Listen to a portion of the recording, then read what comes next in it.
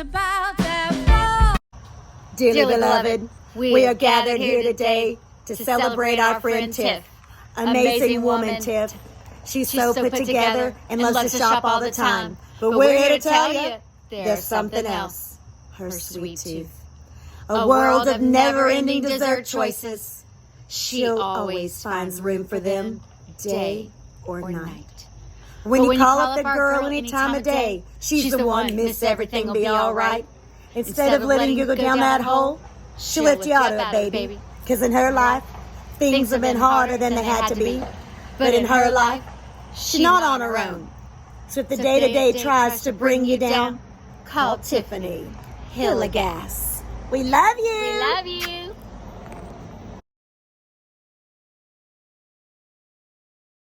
My name is Tiffany Hillegass, and I was diagnosed with breast cancer in the summer of 2013 in the process of relocating back to Louisiana from Virginia.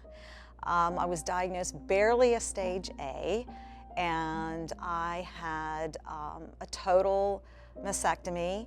I was very, very fortunate because it wasn't in my lymph nodes, and so I just had everything removed and then built back up all in one.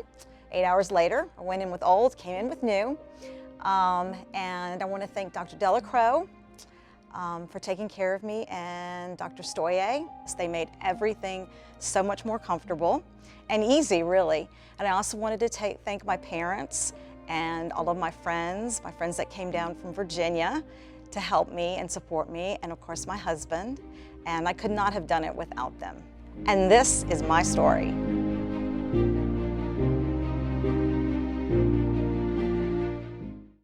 After getting my degree in elementary education from Loyola University, I had a choice to stay in New Orleans and teach or to accept a position to work at a Title I school in Virginia. I felt the call to move up north and work with this group of second graders at a school for at-risk children. I approached this chapter in my life as a challenge and as an adventure. It was during this time that I really began to have an appreciation for all that my parents did for me growing up.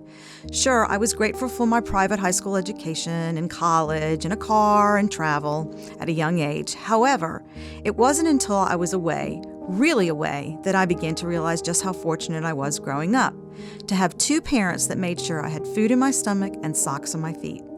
You see, the second graders that I taught that year didn't have their basic needs met. The little things, the school supplies, a coat in the winter, a decent daily meal, or even a bath. This experience of teaching at-risk children made me see society, people, and places very differently. It released me from being in a protected, safe, and comfortable bubble. I spent 24 years in Virginia. I met my husband, raised several dogs and cats with varying personalities, made great friends, and really had a beautiful, comfortable life.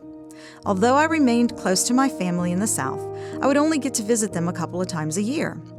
However, when my stepmother passed away suddenly, I gained an entirely new perspective. I really realized that life is short and that my parents were not going to be around forever. After careful thought, my husband and I made the decision to relocate back to New Orleans so we could be closer to my family. We found a fabulous 100-year-old house in Covington to move our 3 four-legged children into. We were excited about our brand new home back in the South. As we were wrapping up in Virginia, I decided to visit my breast specialist one last time.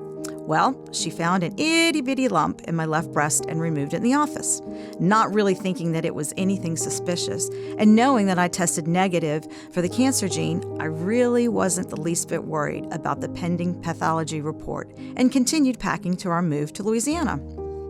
Well, a week later, during my follow-up visit, she started to say the words that I really never, ever thought I would hear. But before she could get the rest of the words out, I said, "Stop, I want them both off." She explained to me that really it wasn't necessary to move both of my breasts. Although I respectively valued her opinion, I'd had way too many friends that had been diagnosed with breast cancer with a partial mastectomy, and 5 years later, their cancer was back with a vengeance. After lengthy discussions with my husband and parents, I decided to wait until we moved and would see a doctor in New Orleans. So 3 weeks away from the move, I flew down to New Orleans and met with Dr. Stoyer. When he came in holding my chart, I said, "You don't have to read my chart because I want them both off." He looked up at me and smiled and said, I think that's a great idea. I left the doctor's office, flew back to Virginia with a surgery date scheduled. 4 weeks later, we moved, and the day after we arrived in New Orleans, I had my surgery. 2 weeks later, Dr. Stoyer called with my pathology report and said that my sentinel node was clear of cancer. I then thanked him and asked, "Is there anything else that I need to do as a follow-up?"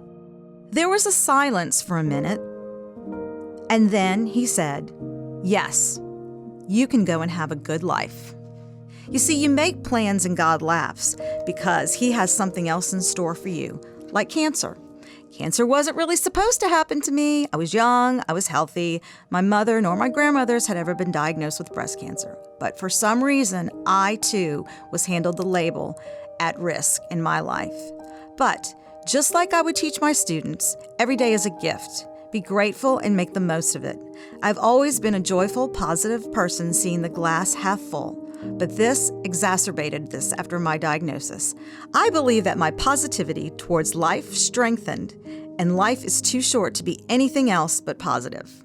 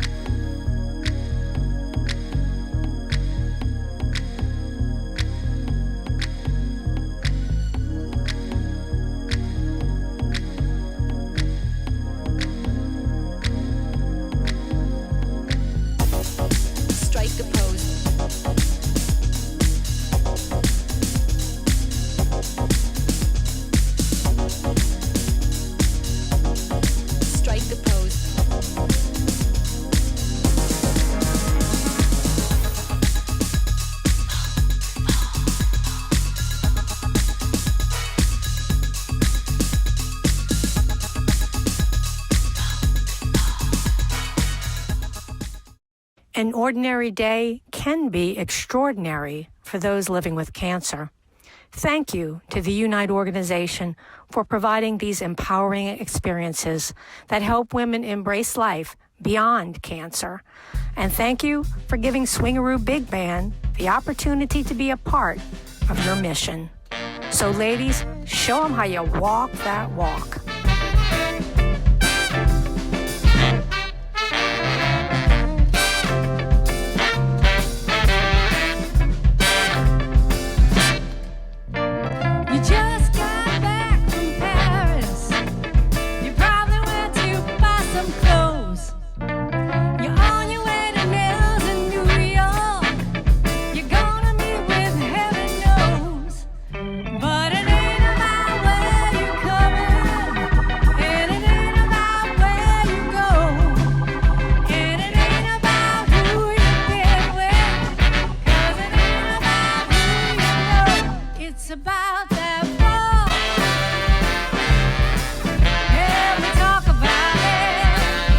It's about that ball. I wanna shout about it. Ooh-wee.